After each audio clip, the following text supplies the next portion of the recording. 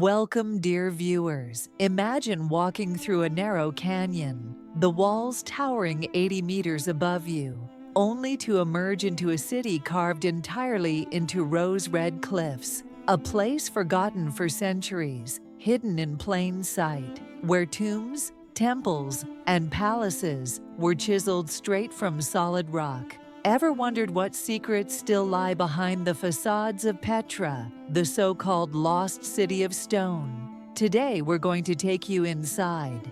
Petra isn't just another ancient ruin. It's one of the new 7 wonders of the world, a 2,000-year-old city that was once the beating heart of a powerful desert kingdom. But here's what makes it fascinating.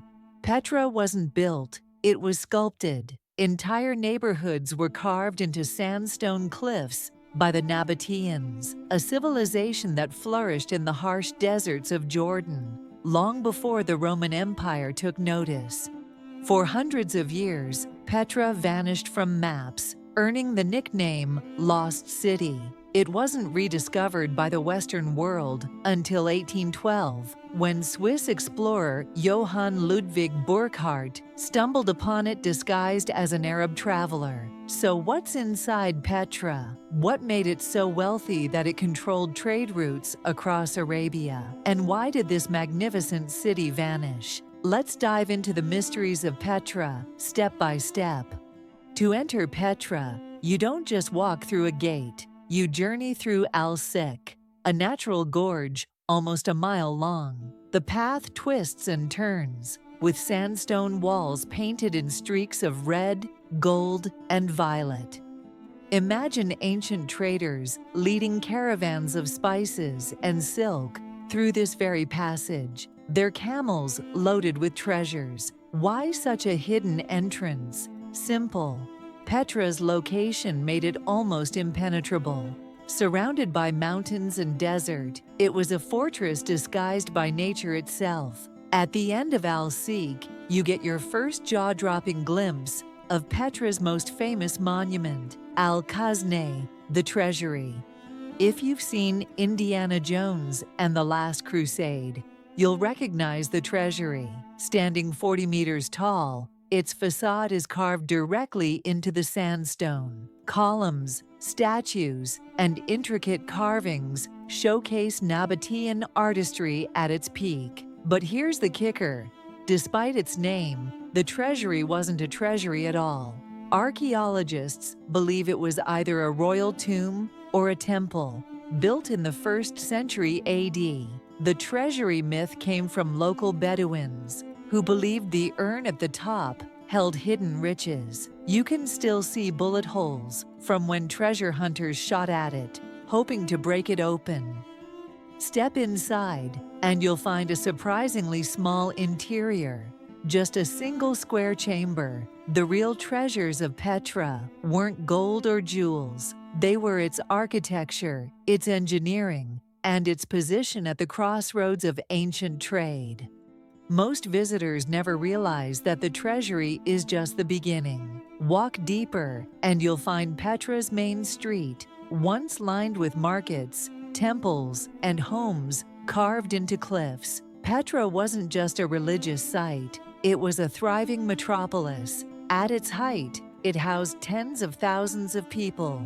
Some key landmarks: the Street of Facades, rows of elaborate tombs that doubled as status symbols for Petra's elite. The royal tombs, monumental burial sites with towering facades that rival small skyscrapers.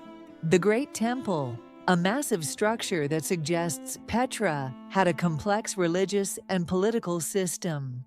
The Roman theater, cut entirely into the rock, seating over 8,000 people. Imagine the bustling life here. Traders haggling over incense and spices, priests conducting ceremonies, children running through stone alleys. Petra's wealth came from control of caravan routes that connected Arabia, Egypt, and the Mediterranean.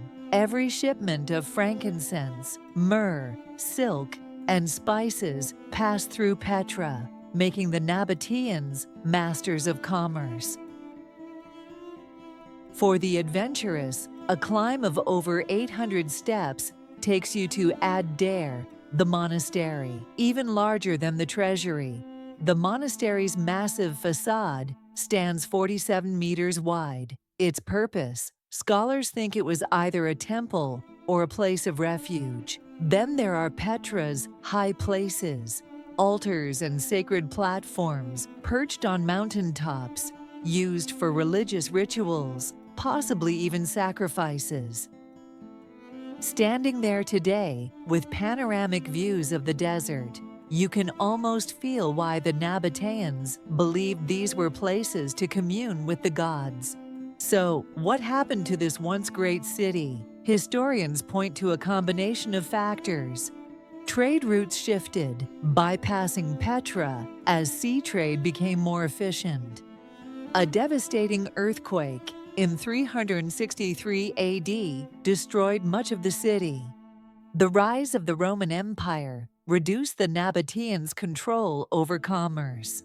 By the 7th century, Petra was largely abandoned, left to the sands of time. For centuries, only local Bedouins knew of its existence. Western explorers didn't set eyes on it until Burckhardt's discovery in 1812.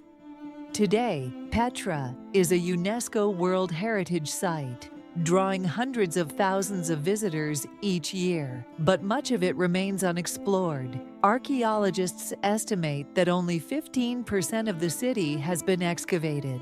The rest still lies buried under sand and rock. Petra isn't just a lost city. It's a reminder of what humans can achieve with vision, determination, and a deep connection to their environment. Standing among Petra's rose-red cliffs, you realize this wasn't just a place to live. It was a statement, a civilization leaving its mark on the world in the most enduring way possible. So next time you see an image of the Treasury, remember that behind that single facade lies an entire city of stories, triumphs, and mysteries waiting to be uncovered. Which part of Petra would you explore first? The Treasury, the monastery, or the high places? Share your thoughts in the comments. And if you enjoyed this journey through history, hit like, subscribe, and join us for more untold stories of our world's greatest wonders.